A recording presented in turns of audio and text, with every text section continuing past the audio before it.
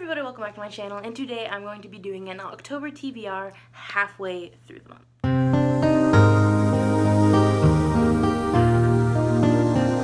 So this is kind of an odd thing to do. I mean, it's halfway through the month, or a little more actually if I think about it. I have a TBR to show you guys, and I'm really sorry that I haven't been posting very often. I actually have 2 tag videos that I was tagged in that I never posted. I was tagged by Not Your Average Miranda, and I was also tagged by Books with Brandy Shanae, and I just didn't follow up because I just had no time to.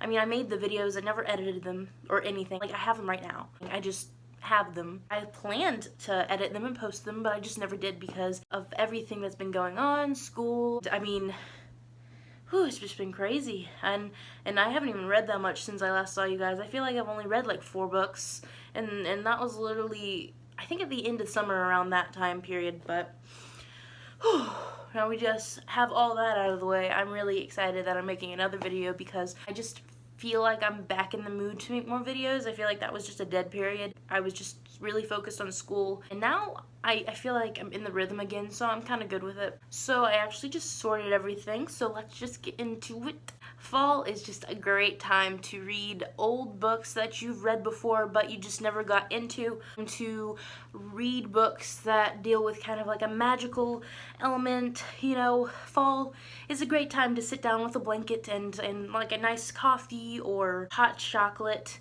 You get the nice reads and you get the scary reads, so you get everything at once, and it's really nice. So the first book that I decided to read for the month of October, Harry Potter. So no, don't just like gawk and be like, oh my gosh, you haven't read Harry Potter. I've read Harry Potter.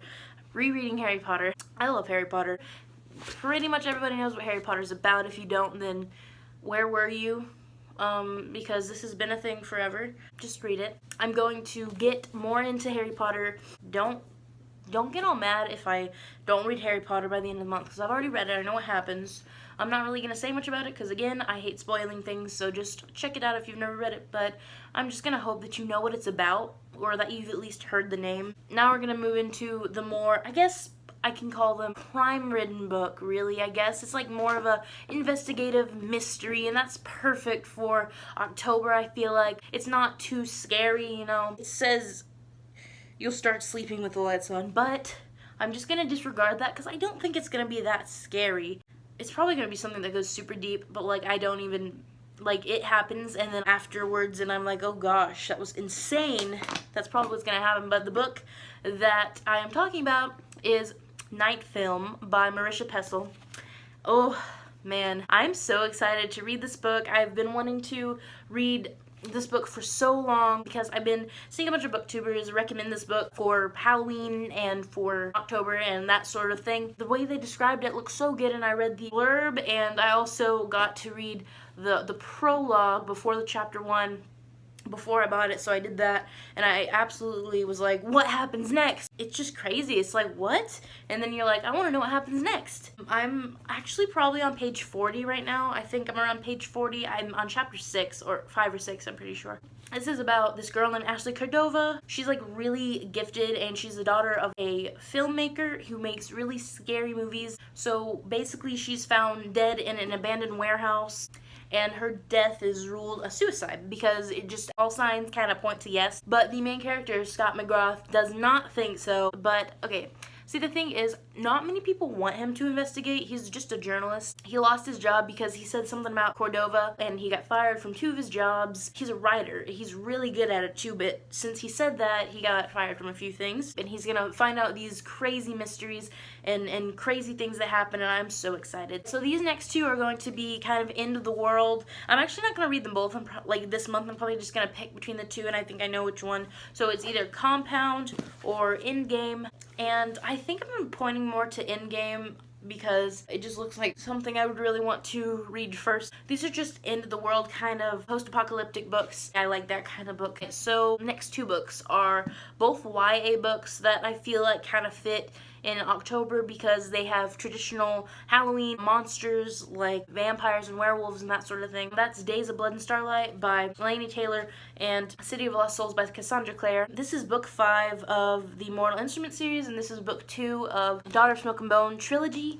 I don't really know which one I want to read first because I'm kind of in the middle of both of them, so I'm just gonna whichever one I feel, I guess, is the one I'm gonna pick, but they're about completely different things, really, if you think about it. I'm just gonna say this is about Karu, and it follows her story, and in this one, the main character's name is Clary, and it follows her story. You should probably both check out both of them if you want to know anything about them, because they're both really cool, and I don't want to ruin anything, because they're really famous, awesome series, and you should read them. So just read them and get back to me on them and tell me what you think about them. The next two are actually both kind of more into the scarier side of Halloween. They're more into the Halloween-ish scary side, kind of. So the first one is Asylum by Madame Rooks.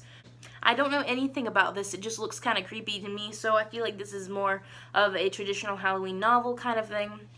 So that's kind of why I wanted to read this one. And the next one is one I've really been anticipating, and it's Dread Nation by Justina Ireland. And I know this is definitely about something deeper than just a scary story, because it's really about racism and trying to, you know, rise up in the world. It's going to be either terrifyingly sad or very uplifting. I know it's going to be a pretty awesome story because it is a post-apocalyptic Gettysburg, which is really cool, and I've been really wanting to read this so much, and I have it, and I'm so excited.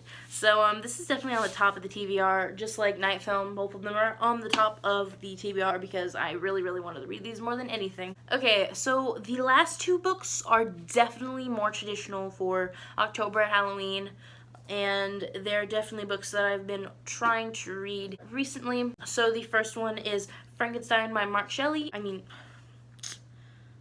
Mary Shelley. That's Frankenstein by Mary Shelley, and I really did want to read this. I've just been into like the Halloween Frankenstein and Dracula stuff, so this is gonna be really cool. I've never read the original Frankenstein. I know the movies make everything wrong, like everything's completely wrong. Not completely, but a little bit wrong.